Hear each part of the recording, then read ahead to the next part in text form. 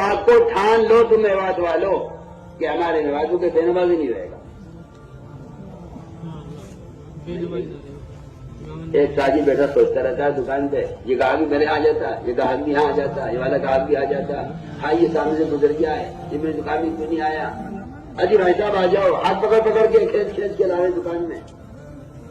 تم جا کے دیکھو مین روڈ پر ان کے ہوٹلوں کے ایجنٹ کھڑے ہوئے ہوں گے سڑک پر اپنی جان خطرے میں، ہائی وے پہ گاڑی چل رہی ہے، وہاں کھڑے ہو کے ہاتھ دیتے ہیں 20 روپے کھڑے ہو گئے کہ ہوٹل لے کھانا کھاتے جاؤ. شراب کے اڈے لگے ہوئے ہیں، ان کے ایجنٹ کھڑے ہوئے ہیں سڑکوں پر، شراب کی دعوت دے رہے ہیں. یہ کام مسلمان کر رہا ہے، یہ کام مسلمان کر رہا ہے.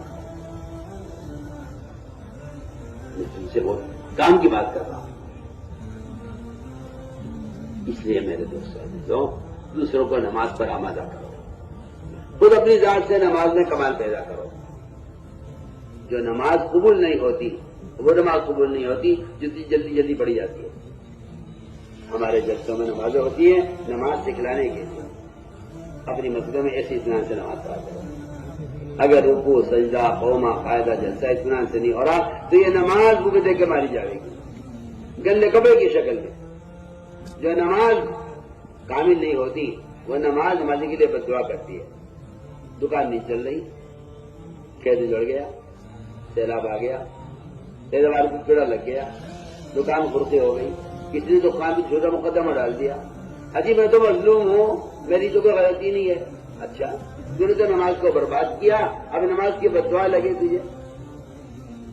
نماز کی بد دعا لگتی ہے دکان کو، یہ نماز کو ضائع کرتا ہے دکان کے لیے. اللہ دکان کو ضائع کرتے ہیں نماز کی وجہ سے. ہو یہ رہا ہے. یہ بیچارہ ہی کہتا رہتا ہے جی کسی نے جادو کرا رکھا ہے. کیا جادو، کیا سحر؟ ہم تو اس کو مانتے ہی نہیں ہیں. ہم تو صاف باتیں کہتے ہیں کہ تو نے اپنے عمل کو بگاڑ کر نماز کی بد دعائیں تو لے رہا ہے.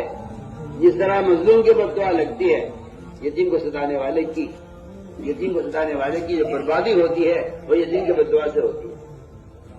اور فرمایا اسی طرح نماز مظلوم ہو جاتی ہے اور نماز کو یہ بگاڑتا ہے دکان کے لیے. نماز بد دعا کرتی ہے، اے اللہ تو اس کی دکان کو برباد کر دے. اس نے کارخانے کی نماز کو ضائع کیا، اس کے کارخانے کو برباد کر دے.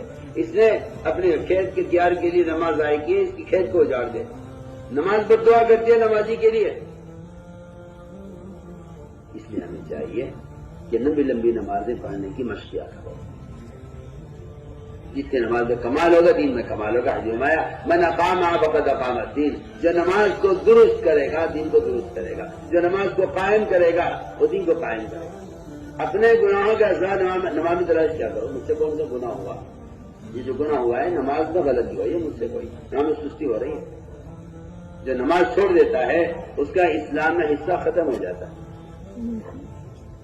جو نماز چھوڑ دے اس کے اسلام میں کوئی حصہ نہیں ہے. بتائیے تو صحیح، جس کے اسلام میں کوئی حصہ نہیں وہ اللہ سے کیا لے لے گا؟ دعائیں مانگتا رہے، لوگوں کو سے دعائیں کراتے رہے دعا. جس آدمی کا کمپنی میں کوئی حصہ نہیں ہے کیا کمپنی سے کچھ ملے گا؟ کوئی شیئر نہیں، اس کا کوئی حصہ نہیں کمپنی میں. کیا ملے گا اسے کمپنی سے؟ کچھ یہ کمپنی سے ملے گا جس کا کمپنی میں حصہ ہے. اس کا اسلام میں تو کوئی حصہ ہے نہیں. تو بزرگ دعا کر دے، وہ اللہ والا دعا کر دے، کوئی مجھے نقص بنا دے، کوئی مجھے تعویذ دے دے، اس پر پڑے رہتے ہیں، لگے رہتے ہیں. وہاں تو پتہ کٹ چکا ہے نماز چھوڑنے کی وجہ سے مسلمان ہی نہیں ہوا. نماز چھوڑ دے، جو آدمی نماز چھوڑ دے وہ مسلمان ہی نہیں رہا. تو پھر آپ بتائیے تو صحیح، پھر آپ اللہ سے کیا لے لیں گے آپ؟ اس لیے میں نے عرض کیا کہ پورا مجمع اس کا فیصلہ کرے. شرم آتی مسلمان سے کہتے مہربانی چھوڑیں گے. نماز پڑھنے کو حکم تو کافر کو دیا جاتا تھا اللہ کے رسول کے زمانے میں. یہ بڑھیا جگہ جگہ آپ کو ملے گا. کفار یہ کہتے تھے کہ محمد صلی اللہ علیہ وسلم ہمیں نماز کا حکم دیتے ہیں. ابو سفیان نے کہا تھا بادشاہ سے کان یامرون بالصلاۃ، کہ آپ نے نماز کا حکم دیتے ہیں. مسلمان سے کیا نماز پڑھیں گے؟ مسلمان نماز چھوڑ دیں. وہاں تو کافی نماز پڑھ لیا کرتا تھا. واسطے میں افطار رضی اللہ تعالیٰ انہوں نے اسلام کی بھول گئے نماز پڑھی ہے نماز کے ساتھ. اسلام میں داخل ہے نماز کے ساتھ. اس لیے میں نے عرض کیا کہ ابھی نمازوں میں کمال پیدا کرا. تحجد کا، اشراق کا، چاش کا، وابین کا. جماعت سے نکلنے کی غرض ہی یہی ہے.